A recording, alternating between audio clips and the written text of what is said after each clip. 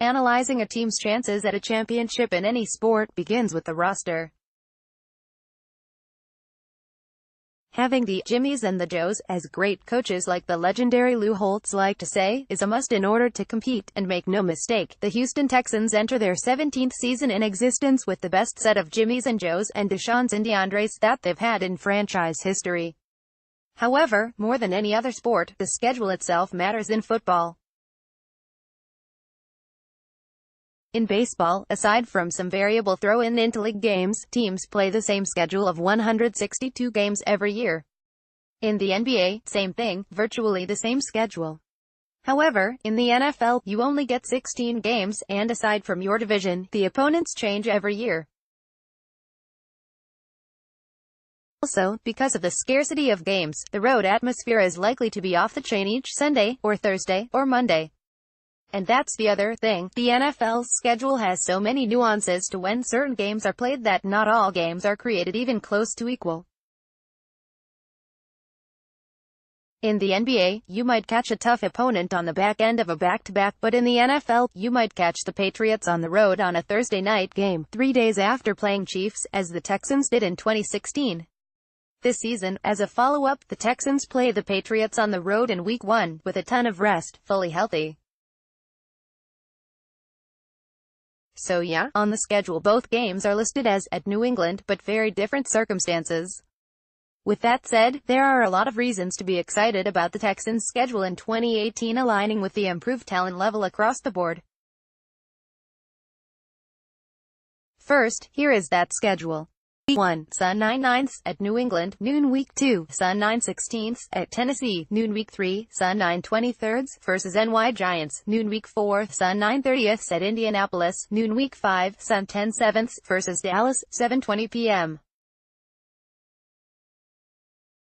Week 6, Sun 10/14 versus Buffalo, noon. Week 7, Sun 10/21 at Jacksonville, noon. Week 8, Tour 10/25 versus Miami, 7:20 p.m.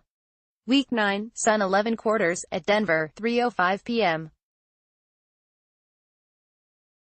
Week 10, bye Week 11, Sun 11/18 at Washington, noon. Week 12, Mon 11/26 versus Tennessee, 7:15 p.m. Week 13, Sun 12/2 versus Cleveland, noon. Week 14, Sun 12/9 versus Indianapolis, noon. Week 15, Sat 12/15 at NY Jets, 3:30 p.m. Week 16, Sun 12/23 at Philadelphia, noon. Week 17, Sun 12/30 versus Jacksonville, noon. Here are 5 reasons this could be a regular season schedule that is a gateway to a Super Bowl appearance for the Texans in 2018-5. The road division games are all done by Week 7. Last season was the exact opposite dynamic in play for the Texans. The division home games were all stacked in front part of the schedule, and done by Week 9. The Texans then had to play all 3 division road games in December, and by then, we know what the squad looked like. This is just a matter of personal preference, but I'd rather get the hard, filthy stuff out of the way early, when the team is theoretically healthier.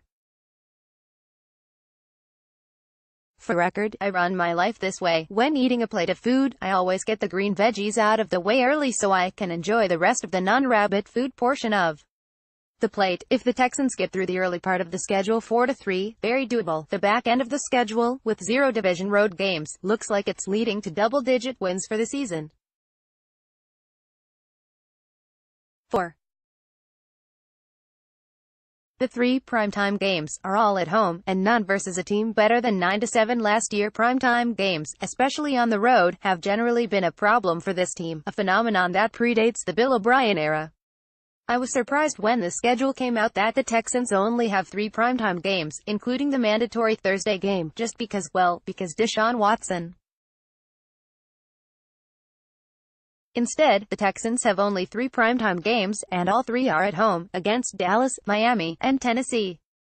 None of them is a world beater.